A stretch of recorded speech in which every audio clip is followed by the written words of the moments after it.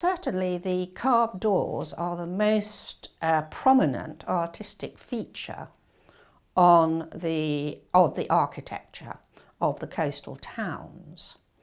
And when I first arrived in Mombasa, and I told you I was involved with these friends who were trying to conserve the old buildings and record the buildings, I ended up doing an inventory of the carved doors in Mombasa. And I certainly realised at that stage that very little had been written about them and not much was known about the different styles. And with my art historical background, I quickly noticed that there were a number of different styles of doors. And so I then went to Lamu and looked at all the doors there and went with a photographer there.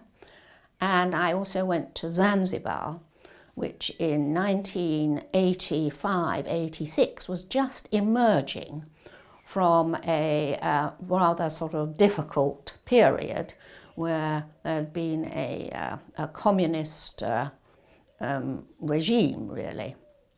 But they just decided that it wasn't working for them, and they were opening up and encouraging more interest in looking after their old buildings. They were seeing that tourists might be interested and it would be a profitable venture. The windows and doors are artefacts just by themselves, and quite often the buildings were very plain.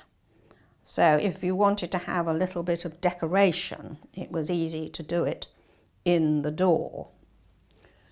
And I think there must have been a tradition that must have gone back, well back, for decorating doors.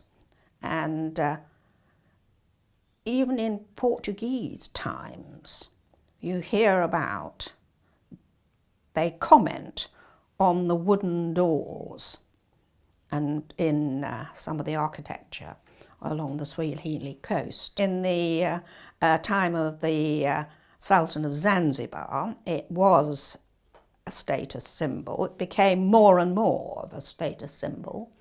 But I think some of the plainer doors, they were a means of securing the house behind. And some of the designs of the doors with their heavy centre posts and their huge locks, some of them have several locks, it is a sort of means of security.